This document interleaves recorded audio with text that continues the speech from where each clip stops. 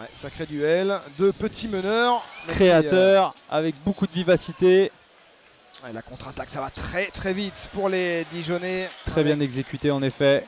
Toujours cette JDA Dijon qui reste sur 6 victoires consécutives en match officiel face à la Chorale de Rouen. La jolie passe de Yanis Morin à l'aveugle pour Jackie Nangant. Bien joué, toujours dans la peinture rouennaise. Ouais, déjà un premier tournant cette défense. Et à 3 points encore dans l'autre corner cette fois-ci.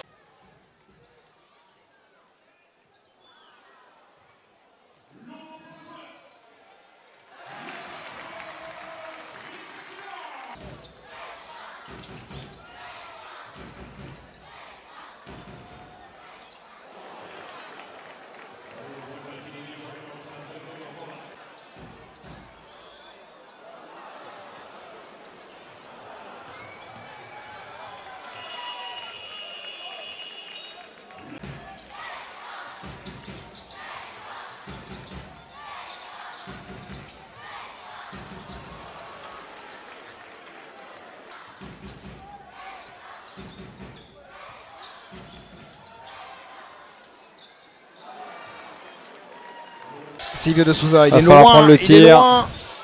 Et c'est trop court. Et Renata Nonembo qui va ramasser le ballon. Et la balle a bien touché le cercle. Oui, Le chrono repart et le ballon perdu par Ronald March. Et Robin du côté pour mener la contre-attaque avec Jaka Linguet qui va marquer. Alors pour Isaïa Ross, effectivement. Alors qu'on va suivre cette contre-attaque, là, Robin du côté qui va aller claquer un dunk. Dijon se promène pour l'instant.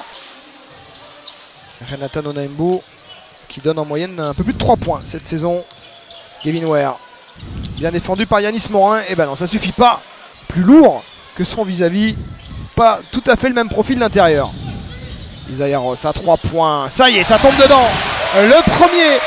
Déjà pas grand chose à se mettre sous la dent du côté de ses protégés. 1 sur 2, il prend le rebond. Et ça va faire un 1+2 cette séquence. De meilleures conditions au Paris Basketball et au basket parisien. Allez, c'est parti pour les 4 dernières secondes avec Jonathan Roussel qui a traversé toute la défense rouennaise. Et la petite claquette de Jacques Alinguet. Est-ce que le panier va être vidéo? Alors laissons sa chance au produit là sur cette deuxième mi-temps. Et notamment une belle Jackie interception qui va dunker. Et ben voilà, peut-être que Jean-Denis Choulet leur a mis les doigts dans la prise. Troisième carton. Jacques Alinguet avec David Holston ouvert à 3 points. Et oui, mais énormément sur ce match-là. Tu vois, je te mets des petits challenges. Faut appeler Pro Bowlers là en direct. À 3 points, ça rentre pour Gregor Rovat. Henri Drell face à Marquis McDuffie. Ouais, c'était compliqué là de jouer le 1 contre 1 contre Marquis McDuffie. Holston qui ressort pour McDuffie à 3 points. Et c'est manqué. Et le rebond pour les Dijonnais. McDuffie qui va passer. Oh là là là là, le joueur. Au moins bonne impression, la dernière impression. Dans ce dernier carton, tout à fait. On dit souvent que la première impression est la bonne. Bon bah là, la dernière, c'est celle qui reste. Et la faute sur Jonathan Roussel. Voilà, c'est comme ça. Bah, le public rouennais qui retiendra de cette saison la victoire face à l'Asvel. Hein. Et le dunk de Silvio de Souza. La victoire contre l'Asvel, la victoire contre les Mets, qui ont été les deux gros temps forts à domicile. Et puis quelques victoires à l'extérieur. L'interception de Stéphane Moody qui va terminer en dunk. 360 degrés à cette équipe de Dijon nettement supérieure. Encore une fois ce soir. Moody la passe à Ronald March. Et Ronald March, lui, il a un défi personnel, c'est d'aller chercher Victor Wembanyama.